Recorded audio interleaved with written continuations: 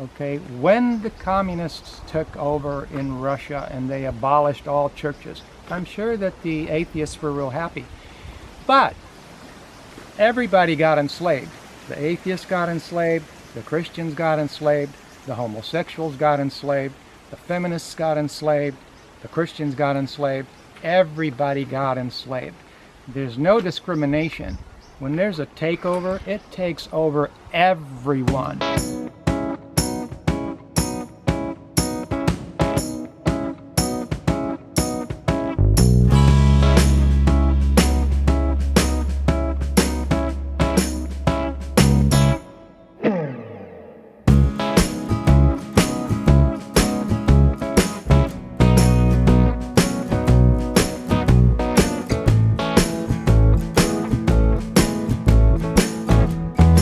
Hello everybody, welcome to our channel, Frank and Angie's Retire Earlier or Better at Home or Abroad, wherever you want.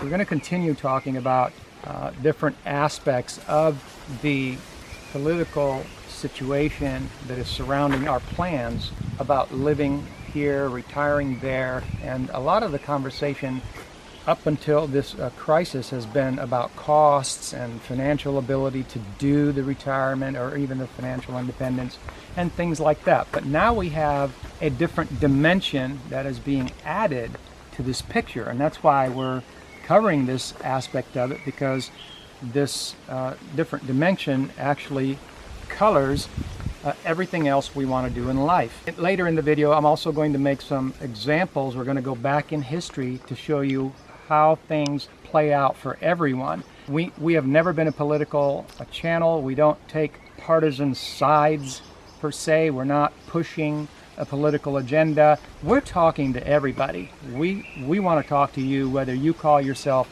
a liberal, a conservative, or a guerrilla. I don't care what you call yourself. We want to talk to you, okay? And here's what we're talking about. So the thing is that there's a principle going on which has always gone on historically, and it's called divide and conquer. And so when you want to conquer someone, you can just try to take over militarily. But if that has failed in the past, then the next agenda would be to take over their minds. Take over their minds. If you can get them to side with them, the ones that are trying to take over and enslave us all, then they've won. They've won. You know, coup d'etat. So I want to unite everybody in their thinking, because division gets emotional, and emotion clouds our thinking. So let me give you a brief example. Okay, when the communists took over in Russia and they abolished all churches, I'm sure that the atheists were real happy. But everybody got enslaved. The atheists got enslaved, the Christians got enslaved, the homosexuals got enslaved, the feminists got enslaved, the Christians got enslaved, everybody got enslaved. There's no discrimination. When there's a takeover, it takes over everyone. That is the conclusion of divide and conquer. It's historical. It's been done already. We've seen it before. I've done plenty of historical research. It's one of the favorite things to do. I've been doing it for 20, 30 years, and that's how it's done. So, what we want to see from the media that we're not seeing, a lot of these partisan media, they take sides. It's part of the divide and conquer plan, because when you're not getting the complete story and you're getting a partisan story, it's just part of this picture we just talked about that's trying to divide people on this side and that side. Let's come together.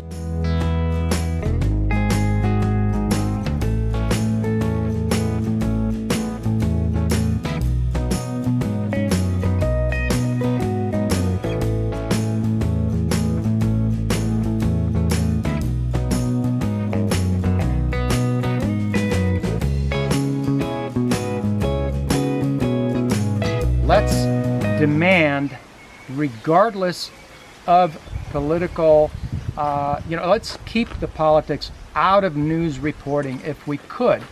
If we can't, if the people aren't of a character enough to just be factual and honest about what's really happening, and they use this technique of divide and conquer and splitting people apart and taking sides. Because when communists took over, when they take over, they don't care.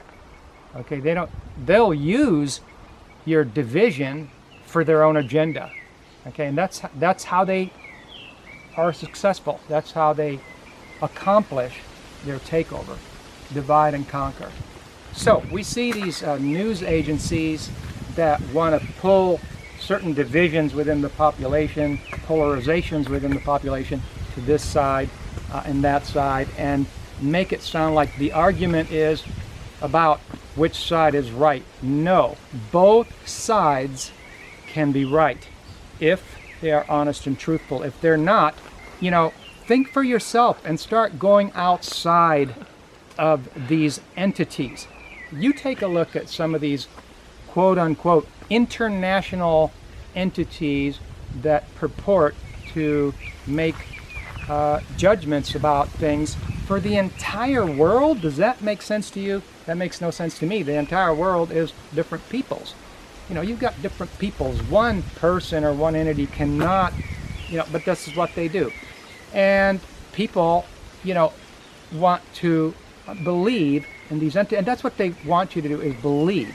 Now, these entities, they've already been found to be talking out of both sides of their mouth, being wishy-washy, saying this thing, then that thing, and then, and you've got these agendas that they're needing to push and wanting to push for certain players in the background. We won't mention the big C players. All right, so I'll give you an example. For example, here in Europe, okay, a lot of people are seeing some light of hope here and there. Let's take, just as an example, the country of Sweden. Now, it's a fact. The Swedish will tell you we're not having any problem. I mean, not any more than what is expected during a flu season, right? Or any new virus, whether you want to call it COVID or whatever, it doesn't matter. And so a lot of people are wondering, okay, is that an option? Or places like Sweden, not just to put Sweden on a pedestal. But what people don't realize, a lot of people don't know that places like Sweden are controlled by the European Union.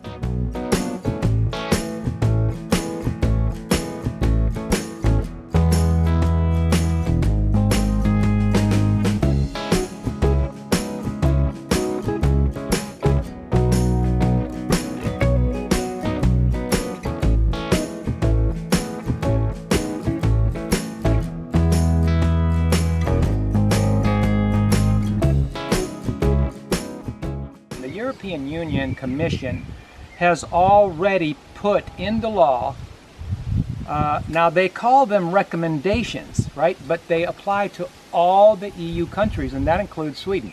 Now, they are recommendations at this point, okay? Which means that they are not obligatory or mandatory.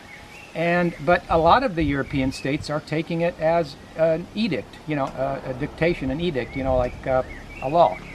And when you read the law, it actually says it is a recommendation, okay? So this is really not, what's the word? This is not really genuine, because the recommendation, and they talk about contact tracing apps that they say in any case should not be mandatory. This is just fluff to make it sound like, oh, it's a recommendation, it's not mandatory. But, and I understand, and I haven't confirmed, that some of the European nations are already making it mandatory in the sense that you cannot enter if you don't have it. So there goes, voluntary right out the window, and recommendation right out the window. So when you see, places like stores and trains that are making permanent markers, this is a permanent thing, and keeping us all in fear, and then saying, oh, you want it to go back to normal? Well, we're going to have to do this before we can do that. You've heard this narrative, right? And this is a MO. You're going to keep hearing this. You're going to keep hearing, oh, another scary pandemic, and then, well, we can't get back to normal. People are going to protest, and you say, well, we can't, we're going to have to do something about it, and we have to pass more regulations, more control, more spying. And so freedom is lost. This is how freedom is lost. And when freedom is lost, we all lose our freedom. As I said earlier, regardless of your beliefs, we all come under this control. Therefore, it is imperative that we understand this concept so that we can be more united as a free people, regardless of your beliefs or your lifestyle choices or what have you. Because the biggest lie is that if you go along with this narrative, you're going to live in a world that's more like the way you would like it to be. And not caring about anybody else's freedom has never been a way to preserve your own freedom. We don't preserve our own freedom by being selfish and only caring about our own situation under a political environment. Only when we can all be a free people can freedom in the land really survive.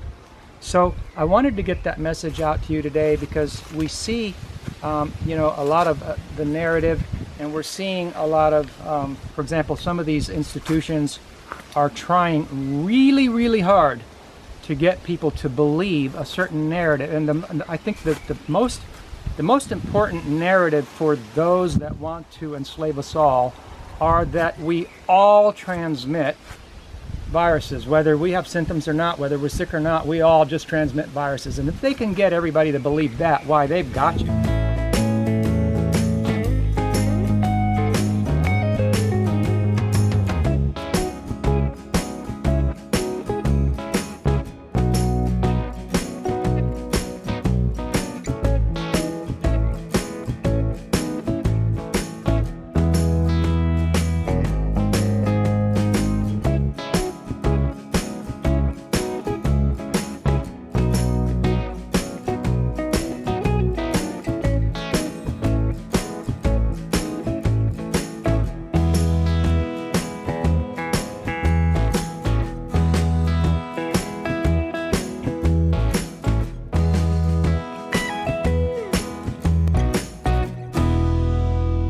They've got us all, because then we are all subject to complete control, no matter where we are, what you're doing, whether you're not sick or, the majority of the population doesn't get sick. Those are just the facts. There is no worldwide institution that can just come out and be a mouthpiece and change that.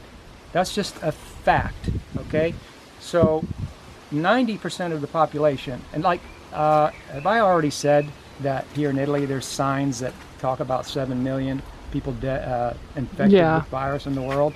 Yeah, well, out of 7.5 billion, that's less than 1%. But there they are with the big flasher, the big flashing electronic sign at the train stations to keep people scared. And that's a recurring theme, is to keep people in fear, because fear is the way to control people.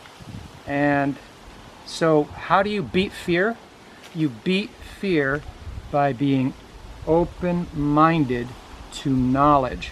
And the way to be open-minded to knowledge is to not take sides and just accept the facts. So I have been contacted by a few people wanting to talk about community and where to go.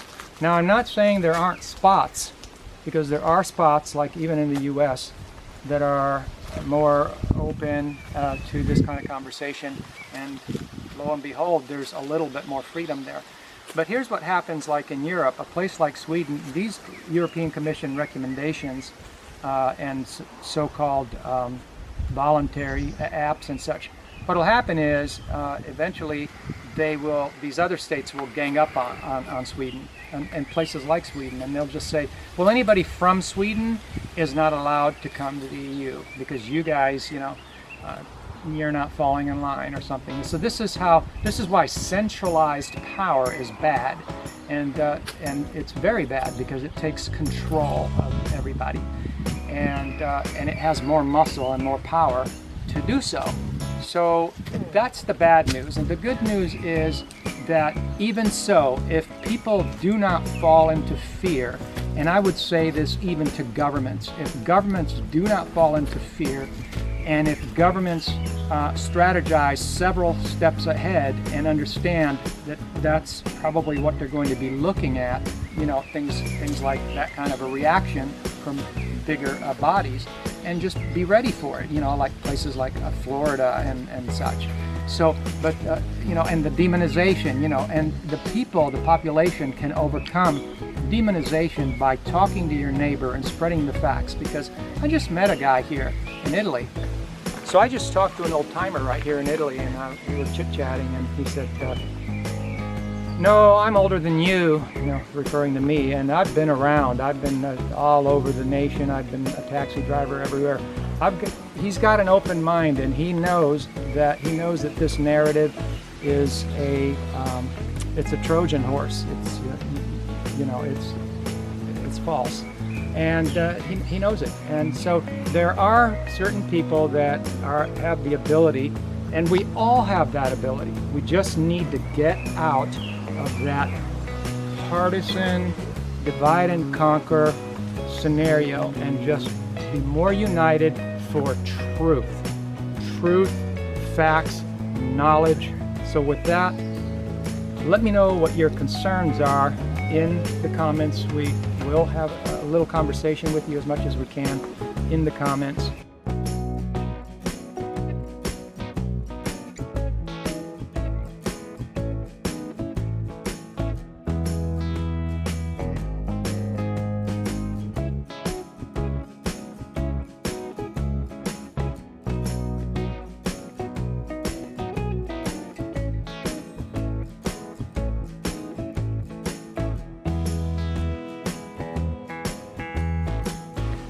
Give it a thumbs up if you like the video. You know, click the notification bell. Thanks for coming to our channel, and let us know what else you'd like us to talk about. Let us know what you thought about this conversation. Have a nice day. Bye. Ciao.